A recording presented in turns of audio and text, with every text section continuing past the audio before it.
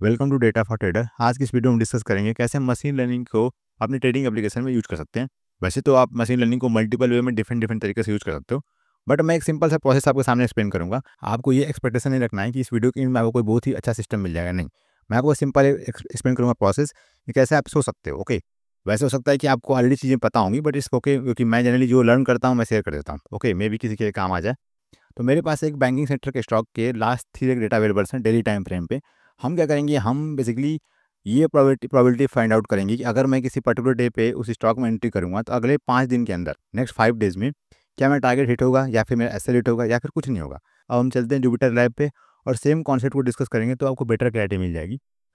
जब भी आप कोई मशीन लर्निंग से मॉडल बिल्ड करते हैं तो जनरली 3-4 स्टेप होते हैं वहाँ पे। पहले आप डेटा को रीड करते हो, फिर आप उसमें कुछ डेटा को क्लीन करोगे, फीचर इंजीनियरिंग ऐड करोगे, फिर आप मॉडल को ट्रेन करोगे, फिर आपको टेस्ट करोगे। सिंपल ये 2-3 स्टेप होते हैं। वैसे इसको आप चाहो तो और डिवाइड कर सकते हो, बट मोटा-मोटा ये 4 स्टेप होता है। डेटा को रीड करना, ओके, फिर आपको उसमें फीचर इंजीनियरिंग ऐड करनी होती है, देन आप उसमें ट्रेनिंग करोगे, उसको मॉडल को ट्रेन करोगे, देन आप मॉडल को टेस्ट करोगे। तो सिंपल से 3-4 स्टेप होते हैं। सेम काइंड ऑफ स्टेप यहाँ भी इन्वॉल्व होगा। तो पहले हम डेटा को रीड करने वाले, तो मैंने यहाँ पे सीएसवी फाइल मेंटेन कर रखी है और ये फाइल मैं शेयर करूँगा।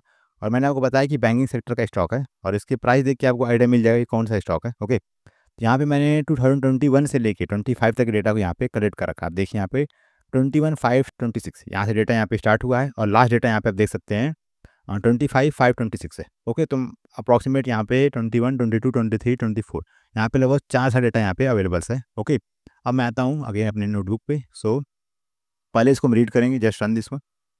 और यहाँ पे देखिए मैंने इसको रीड कर लिया और मैंने यहाँ पे जो डेट है, ओके, इसको मैंने एज ए इंडेक्स सेट कर दिया। फाइन। अब यहाँ पे आते हैं नेक्स्ट स्टेप पे। अब मैं यहाँ पे कुछ इंडिकेटर ऐड करूँगा, क्योंकि जब भी आप कोई मॉडल बिल्ड करते हैं तो बेटर क्या होगा कि वैसे तो आप इसके बेस से भी मॉडल बिल्ड कर सकते हैं, बट बेटर क्या होगा कि आप यहाँ पे इंडिकेटर ऐड करिए। अब डिपेंड करता है आपकी स्ट्रेटजी क्या है, आपने क्या यूज़ कर रखा है अपने इंडिकेटर्स में। जैसे कि आप, जैसे मैं जनरली ईएमए या फिर आरएसआई यूज़ करता हूँ, इवन बेंचमार्क यूज़ करता हूँ एज ए आरएस। ओके, आप निफ्टी, बट डिपेंड करता है आपकी लॉजिक क्या है। तो मैंने यहाँ पे सिंपल एग्जांपल के लिए मैं बार बार रिपीट करूँगा, हम यहाँ पे डिस्कस करें प्रोसेस। मैं ये आपको एक्सप्लेन नहीं कर रहा हूँ कि इस वीडियो के इन तक आपको कोई अच्छा सा मॉडल मिल जाएगा, नहीं, ऐसा नहीं होने वाला। हम बस देखें स्टेप्स क्या होते हैं किसी भी लॉजिक को बिल्ड करने के लिए मशीन लर्निंग में। तो मैंने यहाँ पे 10, 40, 20 तीन यहाँ पे ईएमए ऐड कर रखा है और यहाँ पे आरएसआई ऐड कर रखा है। Okay, just run this one. अब यहाँ पे देखिए आउट ऑफ 993 रोज थे यहाँ पे, तो यहाँ पे आप देखिए कितनी एंट्री बच चुकी है हमारे पास है 794। ऐसा क्यों हुआ? क्योंकि हमने यहाँ पे ईएमए ऐड कर रखा 200 का। तो आपको पता है स्टार्टिंग के 200 एंट्री में तो हमारे पास नल वैल्यू होगी, ऑब्वियस सी बात है। जब 201 एंट्री आएगी तब जाके मेरे को पहला इंडिकेटर मिलेगा इसके रिगार्डिंग। इसलिए यहाँ पे स्टार्टिंग के 200 एंट्री तो ऐसे ही यहाँ पे नलीफाई हो चुकी हैं। ओके, तो now we have a data set of 794 rows. अब यहाँ पे आप देख सकते हैं ओपन हाई लो क्लोज है, यहाँ पे ईएमए 1, 2, 3 एंड आरएसआई है। अब आप चाहो तो बोलिंजर बैंड, एडीएक्स, डिपेंड करता है, यहाँ पे मल्टीपल पैरामीटर आप ऐड कर सकते हो। ओके, इवन आप चाहो तो यहाँ पे 52 वीक से कितना हाई है, कितना लो है, यहाँ पे लास्ट डे से कितना रिटर्न हुआ, ये सब यहाँ पे आप ऐड कर सकते हो। ये डिपेंड करता है आपके लॉजिक पे। ओके, मैंने यहाँ पे एग्जांपल लिया, सिंपल 4 इंडिकेटर ऐड कर दिए। ओके, अब आते हैं नेक्स्ट स्टेप पे। अब यहाँ पे हम ऐड करेंगे लेवल। लेवल क्यों ऐड करते हैं? सिंपल एमएल का लॉजिक क्या होता है, अगर मैं इसको बहुत ही लेमन टाइम बोलूँ तो पहले आप इसको ट्रेन करते हो। ओके, आप इसको पहले ट्रेनिंग देते हो कि जब भी आपके पास कुछ पर्टिकुलर इनपुट होंगे, लेट्स से मेरे पास ये अगर इनपुट है तो उस केस में यहाँ पे टारगेट हिट होगा कि ऐसे रेट होगा, आप यहाँ पे बताओगे इसको। Okay, you can train them कि जब भी ये इनपुट देंगे तो मेरे को टारगेट मिलेगा कि ऐसे मिलेगा। एक बार आप ट्रेनिंग दे देते हो, फिर आप उससे पूछते हो कि भाई मैंने तेरे को ट्रेनिंग दे दी है, अब तू बता कि ये अगर ये इनपुट मैं दूंगा तो इसकी प्रोबेबिलिटी क्या है। इसको बेटर में समझने के लिए मैं ये कोड आपको सामने एक्सप्लेन करता हूँ, फिर आप समझ पाएंगे। तो यहाँ पे मैंने मार्किंग कर रखी है कि जब भी हमारा ऐसा हिट होगा तो हम इसको 0 ट्रीट करेंगे।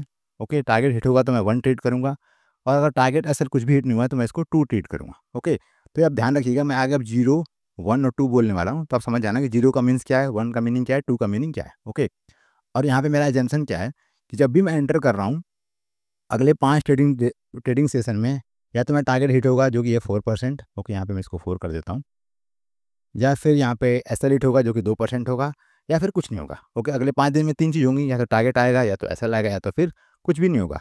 कुछ भी नहीं होगा तो यहाँ पे मतलब क्या है, 2 हो जाएगा, सिंपल। अब मैं इसमें लेवल ऐड करूँगा, so let me initialise this function level trade. Okay, अब फिर यहाँ पे मैं रन करता हूँ इसको। अब यहाँ पे मीनिंग क्या है, सिंपल आप देखिए, इसका मीनिंग क्या है कि अब देखिए यहाँ पे जब जब मैंने इस स्टॉक में एंट्री करी 3/11 को, okay, on this particular day closing basis पे, तो मेरे को अगले 5 दिन के अंदर क्या हुआ, यहाँ पे 1 आ गया, मतलब कि टारगेट हिट हो गया मेरा। फिर मैंने अगर मैं एंट्री करता इस दिन पे पर्टिकुलर डे पे, उस केस में मैं अगले 5 डेज़ के अंदर यहाँ पे 2 मीन्स क्या हुआ कि ना टारगेट आया ना एस एल आया। यहाँ पे 0 मीन्स क्या हुआ, एस एल हिट हो गया। तो अब आपको आइडिया मिल चुका है यहाँ पे लेवल का मीनिंग क्या है, यहाँ पे जो मैंने कॉलम ऐड किया लेवल, इसका मीनिंग क्या है।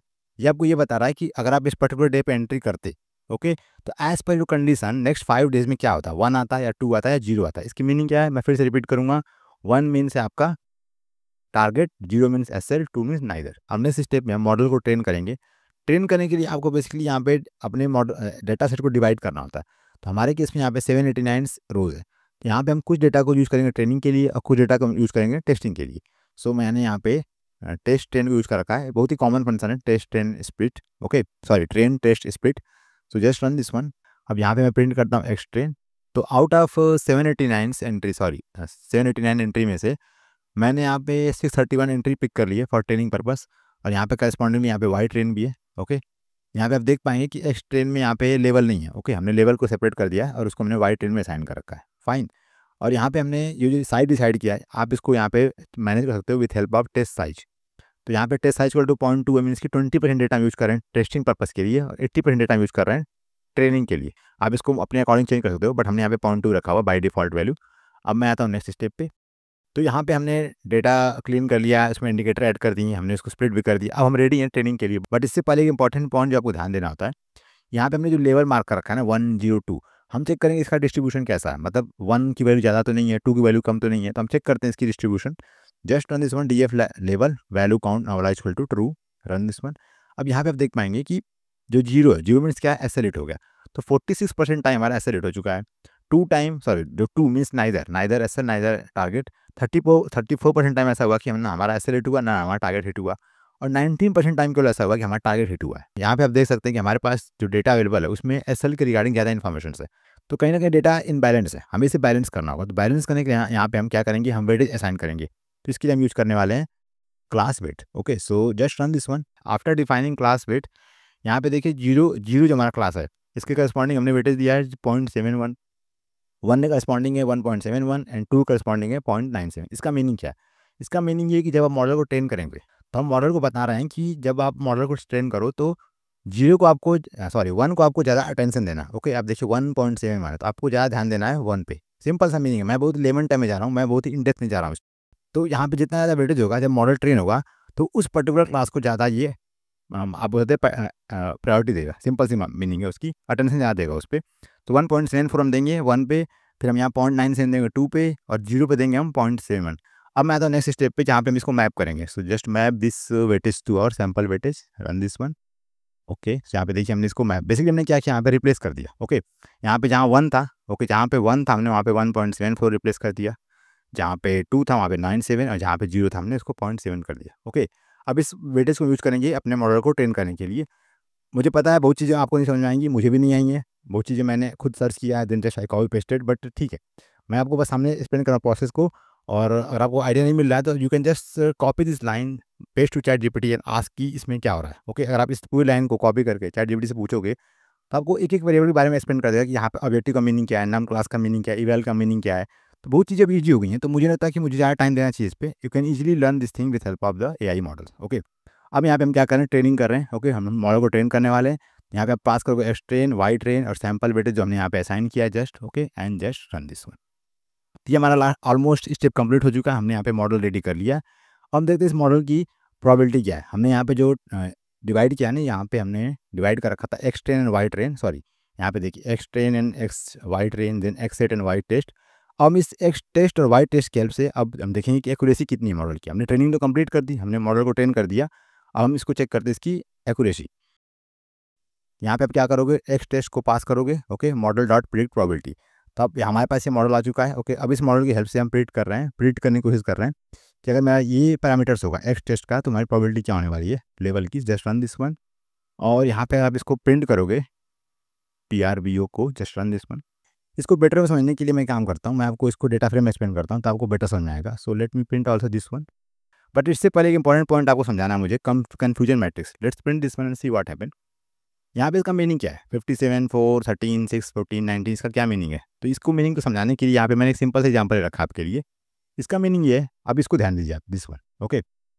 यहाँ पे जो मैट्रिक्स है इसका मीनिंग ये है कि जब एक्चुअल वैल्यू 0 थी, ओके, और सिस्टम ने प्रिडिक्ट किया 0, ऐसा कितनी बार हुआ, 1350 टाइम ऐसा हुआ कि सिस्टम ने 0 को 0 प्रिडिक्ट किया।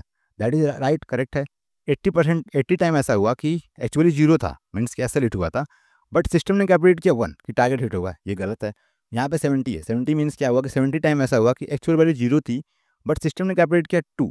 ओके, तो आई थिंक आपको समझ में आ चुका होगा कि इसका मीनिंग क्या है। यहाँ पे आपको बस ये फोकस करना है कि जो डायगोनल वैल्यूज़ है, यहाँ पे डायगोनल वैल्यूज़ हैं 130, 182, 110, ये आपकी होनी चाहिए मैक्सिमम, और जो नॉन डायगोनल वैल्यू है जैसे यहाँ पे देखिए 180, 140, 50, ये होनी चाहिए कम। अगर मैं सेम एग्जाम्पल को अब यहाँ पे डिस्कस करें तो 57 टाइम ऐसा हुआ कि हमारी जो एंट्री थी एक्चुअली जीरो थी, मीन्स कि एसएल हिट हुआ और सिस्टम ने भी जीरो प्रिंट किया, दैट इज राइट।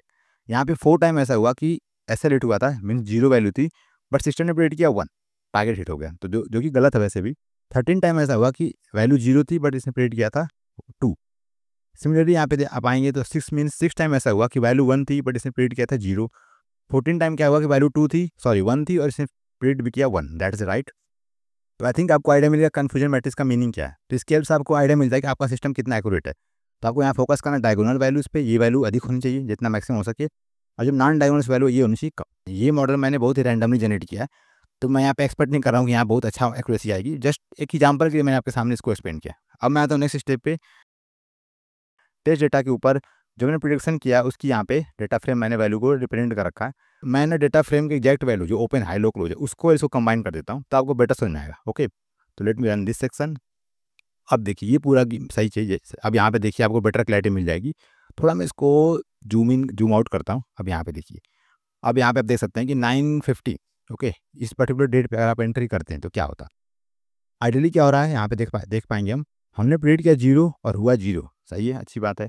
अगर आप यहाँ पे एंट्री करते इस पर्टिकुलर डे पे क्लोजिंग वैल्यू आपकी ये है, ओके, तो यहाँ पे प्रेडिक्शन क्या थी, मॉडल ने क्या प्रेडिक्ट किया 0, ओके, मीन्स कि एसएल हिट होगा, बट हुआ क्या, टारगेट हिट हो गया। ओके, ये गलत है वैसे, बट यहाँ पे रैंडमली आप यहाँ पे चेक कर सकते हैं दिस वैल्यू। यहाँ पे क्या हुआ, मॉडल ने प्रेडिक्ट किया 2 और आया 2, दैट इज करेक्ट। यहाँ पे आप कॉलम देख सकते हैं प्रिडिक्टेड लेवल, मीन्स कि ये सिस्टम ने प्रिडिक्ट किया था हमारे मॉडल ने और ये एग्जैक्टली ऐसा हुआ। ओके, अगर मैं इसको प्रिंट करूँ यहाँ पे देखूँ कि 158 टाइम में से कितनी बार ऐसा हुआ कि हमारे सिस्टम ने चीज़ों को करेक्टली प्रिडिक्ट किया था। Just run this one. यहाँ पे आप देखें कि आउट ऑफ 158 में से 100 टाइम ऐसा हुआ कि मॉडल ने और जो हुआ सब सेम था। ओके, आप देख पाए यहाँ पे वैल्यू सेम है। तो आउट ऑफ 158 में से 100 टाइम मॉडल ने अच्छा प्रिडिक्ट किया, ओके, करेक्ट वैल्यू प्रिडिक्ट की, और 58 टाइम वैल्यू इनकरेक्ट थी। अब इसका मतलब ये नहीं कि ये सिस्टम सही है, मैं बस आपके सामने एक्सप्लेन कर रहा हूँ कि इसका ये मीनिंग है। ओके, अब आते हैं नेक्स्ट स्टेप पे, फॉरवर्ड टेस्टिंग। तो आपने मॉडल बिल्ड कर लिया है, अब आपको ये चेक करना है कि मॉडल प्रॉपर वर्क करता है कि नहीं। तो मैंने यहाँ पे जो डेटा लिया है आप देखेंगे तो लास्ट एंट्री यहाँ पे कहाँ तक की थी, यू कैन सी हियर। मैंने इस मॉडल को बिल्ड करने के लिए 25/5/26 तक का डेटा यूज कर रखा है। तो मेरे पास ऑलरेडी अभी 1 महीना डेटा और अवेलेबल है। ओके, 5/26 से लेके आज तारीख हो रखी है 29 जून, मेरे पास ऑलरेडी 1 मंथ डेटा अवेलेबल है। तो आप चाहो तो इस डेटा के बेस से भी इसको टेस्ट कर सकते हो कि इस 1 महीने में इस सिस्टम ने क्या परफॉर्म किया था। तो मान लेते हैं कि मेरे को ये टेस्ट करना है कि आज की जो एंट्री है, आज का जो ओपन हाई लो क्लोज है, उसके बेस पे मैं क्या सोच सकता हूँ, प्रोबेबिलिटी क्या है कि मेरा ट्रेड 5 दिन के अंदर टारगेट हिट करेगा कि नहीं करेगा। मैंने यहाँ पे एक और CSV फाइल मेंटेन कर रखी है, स्टॉक टेस्ट CSV नेम से। Just run this one.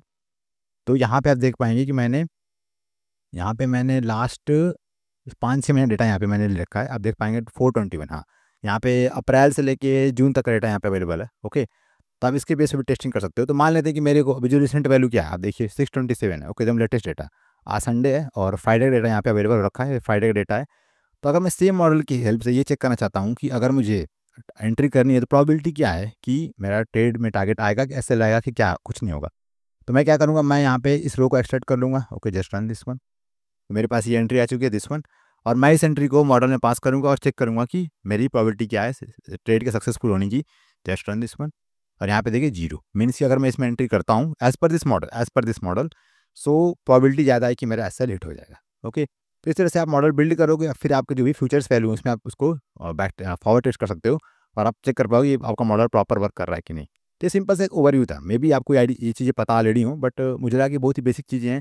अगर कोई बिगनर होगा तो शायद उसके लिए हेल्पफुल हो जाए। और ये मैं कोड शेयर करूँगा, you can download this code from my website.